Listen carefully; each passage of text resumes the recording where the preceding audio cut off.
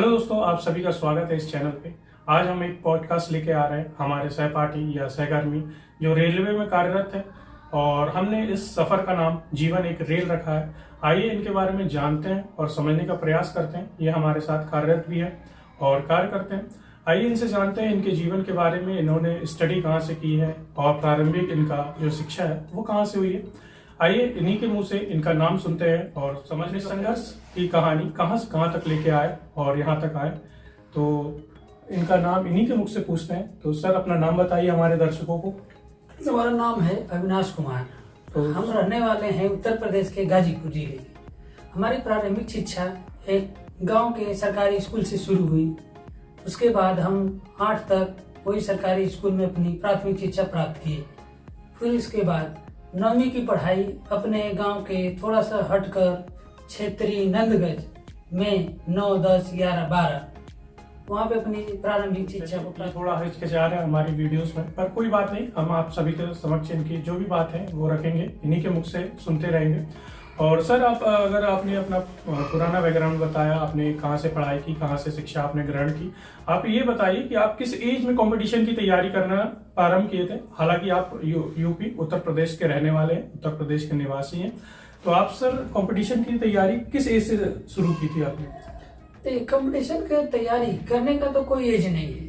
जिस बालक का, चाहे जिस छात्र का, जिसका बेस मजबूत है, उसको मतलब एक नॉर्मल नौकरी वनडे एग्जाम का निकालने के लिए उसको तैयारी करने की 12वीं के बाद उतनी आवश्यकता नहीं होती है जितना आदमी उसको कठिन समझता है। क्योंकि जो चीज आदमी उधर छोड़ते आता है 6ठी में, 5वीं में, 7वीं में, 9वीं, 10वीं में, वही चीज आकर यहाँ वो एक वस्तुनिष्ठ प्रश्न के सहायता में पूछा जाता है। बाकी वहाँ आदमी ध्यान नहीं देता है। क्यों नहीं ध्यान देता है? क्योंकि उस समय उसको समझ में नहीं आता है कि हमको क्या पढ़ना है, क्या छोड़ना है, क्या नहीं छोड़ना है।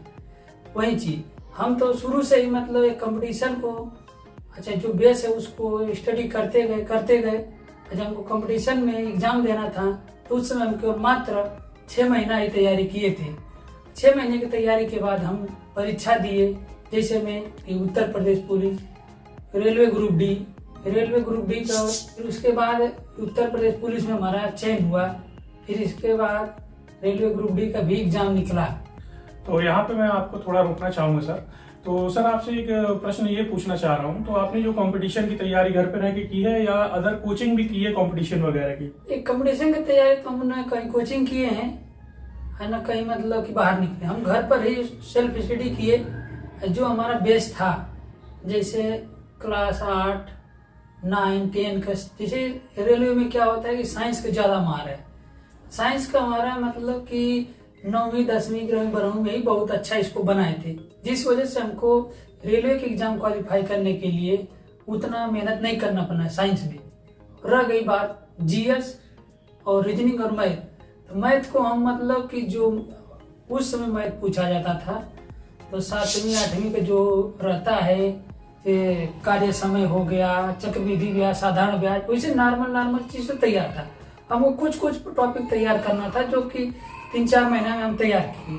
फिर उसके बाद रीजनिंग का पोर्शन, तो रीजनिंग का पोर्शन बहुत चीज रहता है कि आदमी कॉमन सेंस से करता है।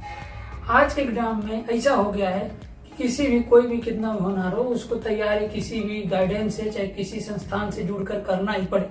तो सर, मैं फिर यहाँ पे आपको रोकना चाहूंगा। तो आप ये कहना चाहते हैं कि आज का जो कंपटीशन का युग है, धीरे धीरे इसका लेवल अप होते जा रहा, धीरे धीरे इसका लेवल बढ़ते जा रहा। हाँ। चलिए, तो मैं ये पूछना चाहूंगा, तो आपने घर पे ही रहते हुए आपने ये कंपटीशन का एग्जाम 2019-20 में जो ग्रुप डी का हुआ था उसमें आपने पास कर लिया था? हाँ, हम घर पर ही रहकर वो एग्जाम पास किए थे।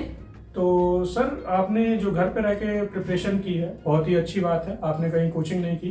तो मैं ये एक सलाह देना चाहूंगा, यूपी वाले जितने भी अभ्यर्थी हैं और हमारे पटना बिहार तरफ के भी जितने एस्पिरेंट है, तैयारी करते हैं, तो ग्रुप डी के लिए प्रिपरेशन कर रहे हैं। अब तो गला काट स्पर्धा चालू हो गई है, पर आपको प्रिपरेशन के साथ साथ सेल्फ स्टडी को भी थोड़ा समय देना पड़ेगा। जैसे सर बता रहे हैं, इन्होंने अपने घर पे ही प्रिपरेशन किया और प्रिपरेशन के दौरान ही सेट वगैरह मारते रहे। इन्होंने हालांकि ये भी बताया कि इनका यूपी जो पुलिस का है वो भी इनका एग्जाम निकला था, क्वालिफाई इन्होंने किया था। तो सर, आपने उसका फिजिकल वगैरह दिया था यूपी पुलिस का? हाँ, यूपी पुलिस का फिजिकल भी दिए, मेडिकल भी कराए, लेकिन ज्वाइन नहीं किए। क्यों नहीं ज्वाइन किए? इसलिए कि मतलब जो हमारे बड़े भाई थे वो ये बोले कि नहीं रेलवे में अच्छा स्कोप है, पुलिस से अच्छा ही रहेगा, वहीं ज्वाइन करो। लेकिन हम उस समय पुलिस में हमारे जाने की बहुत इच्छा थी, बाकी नहीं गए। आज यही मतलब हम CNW में कार्यरत हैं। और पुलिस से भी अच्छा है, इसलिए अच्छा है क्योंकि यहाँ फिक्स आपको जो टाइमिंग है उसी में काम करना है। फिर उसके बाद कोई आपको नहीं छेड़छाड़ करने, आपको पढ़ने लिखने के लिए बहुत टाइम मिलता है। जिस हिसाब से टाइम मिला उसका भी हम सदुपयोग किए। उसके बाद सदुपयोग करने के बाद हम SI भी दिए। SI में भी मतलब हमारा PT हो गया था।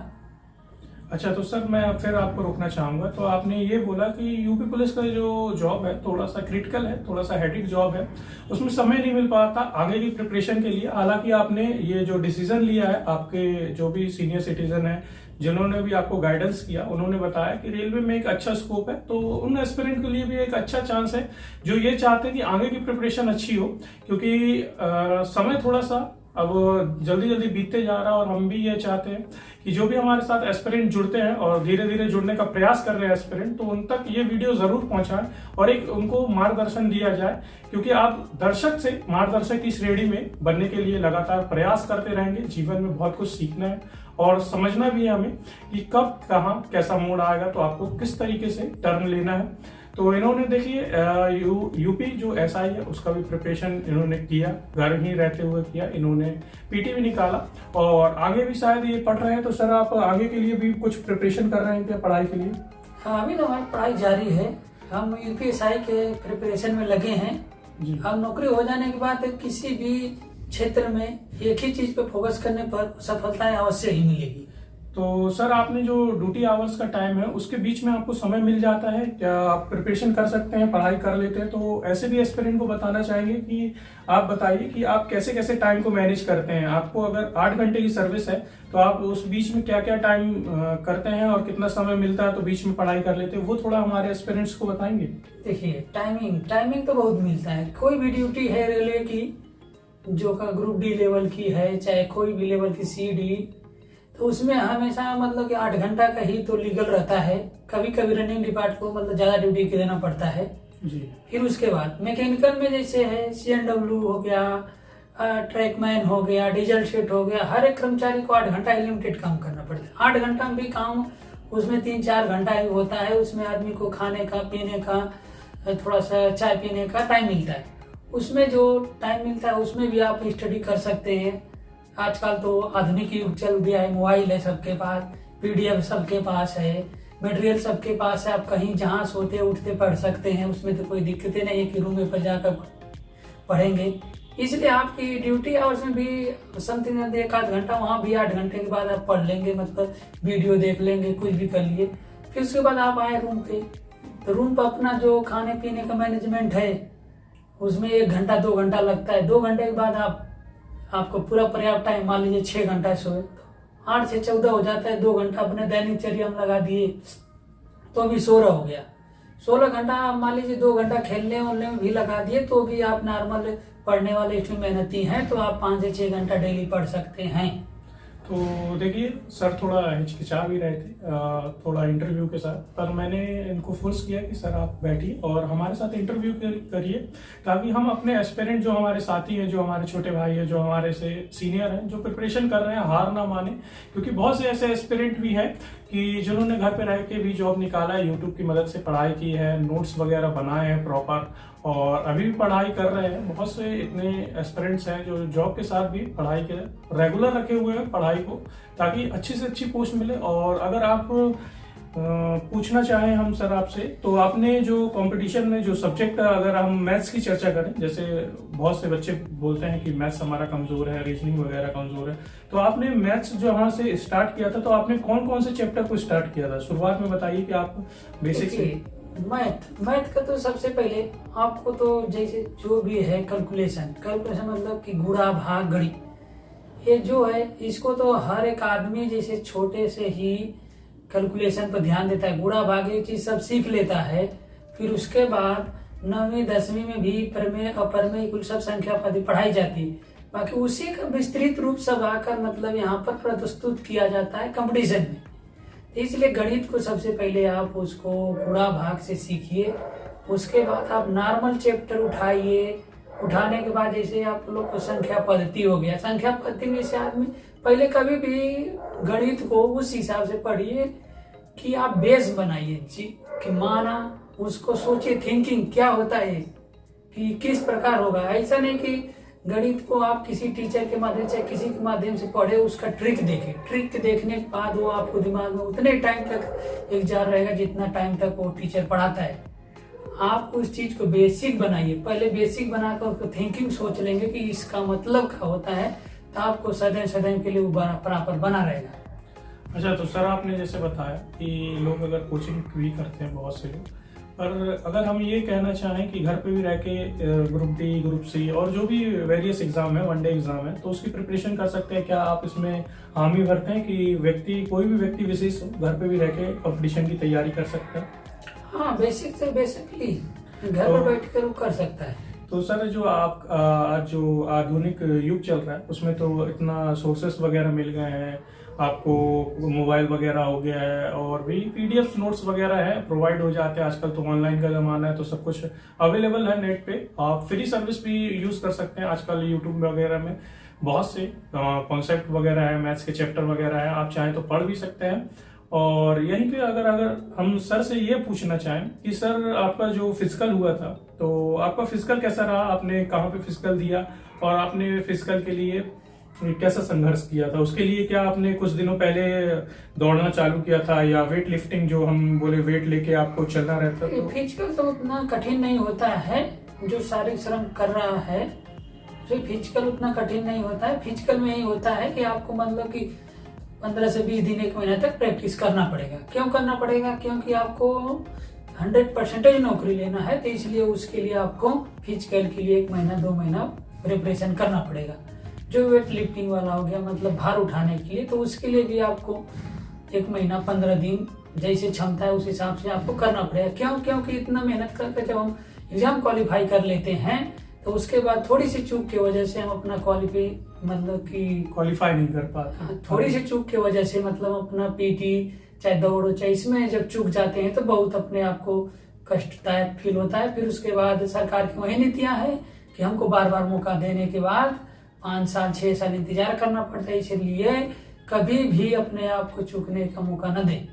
तो सर आप इसमें बीच में गवर्नमेंट को भी इंक्लूड कर रहे हैं, तो हालांकि मैंने भी देखा है, मैं भी 5 साल 7 साल जो मेरी भी सर्विस टाइम पीरियड है, इतना समय हो गया है, तो सरकार ने भी बहुत सी इनकी नीतियां हैं जो एग्जाम वगैरह है कंटिन्यू नहीं रखते हैं, लेट वगैरह होता है, ज्वाइनिंग वगैरह लेट होता है, जिससे एस्पिरेंट्स को बहुत नुकसान होता है। एस्पिरेंट्स अपने इतने जीवन के कुछ साल, 3 साल 4 साल जितने भी कंपटीशन के ईयर वो बिताता है, तैयारी करता है। या हम ये बोले कि बहुत से मेरे जो साथी हैं पटना में भी रहते हैं और लॉज लेके रहते हैं या रूम लेके रहते हैं, वो भी स्टडी कर रहे हैं, प्रिपरेशन कर रहे हैं और अभी तक प्रिपरेशन कर रहे हैं। उनका जो समय सीमा है ज़्यादा हो रही है, 2-3 साल से भी ज़्यादा हो रही है। और अगर आप संघर्ष करते रहेंगे तो ज़रूर आपको मंजिल आपकी मिलेगी और ये सफ़र जारी रहेगा। हमारा जो सफ़र है धीरे धीरे हम और भी लोगों को अपने इस चैनल के माध्यम से लाएंगे और आपके समक्ष रूबरू करेंगे, उनसे वार्तालाप करेंगे कि उन्होंने अपने जीवन में क्या क्या संघर्ष किया, कैसे क्या आपने जॉब लिया। तो हालांकि ये हमारे अविनाश कुमार जी थे जो हमारे यूपी उत्तर प्रदेश के निवासी हैं और हमारे साथ कार्यरत हैं। हालांकि ये CNW स्टाफ है और इनकी जो वर्क ऑन नेचर है, ये जो इनका वर्क है 8 घंटे का है और इसी के बीच में ये प्रिपरेशन भी कर लेते हैं, धीरे धीरे बीच बीच में कुछ पढ़ भी लेते हैं। और भी हमारे साथ कुछ कर्मचारी हैं जो अपना इस चैनल के माध्यम से आप सभी के समक्ष ये रखेंगे इंटरव्यू या अपना मार्गदर्शन देंगे आप लोगों को, ताकि आप भी दर्शक से मार्गदर्शन की श्रेणी में आए। और मैं एक सजेशन देना चाहूँगा सर को, अगर या किसी भी व्यक्ति या एस्पिरेंट्स को, कि अगर आप जॉब में आ जाते हैं तो प्रयास यही कीजिए कि कोई ना कोई बच्चे या कोई भी स्टूडेंट को थोड़ा बहुत उसको समझाइए, सिखाइए। प्रयास कीजिए कि शिक्षा है हर घर तक पहुँचे और सब पढ़े तब बढ़ेंगे। तो हमारा यहीं तक उद्देश्य था। आज की जो वीडियो यहीं पे हम समाप्त करेंगे, इवन एक रेल है तो इसका जो हमारा ये सफर है आज के लिए यहीं पे समाप्त करते हैं। आपसे फिर मुलाकात होगी, तब तक के लिए जय हिंद, वंदे मातरम। Thank you sir.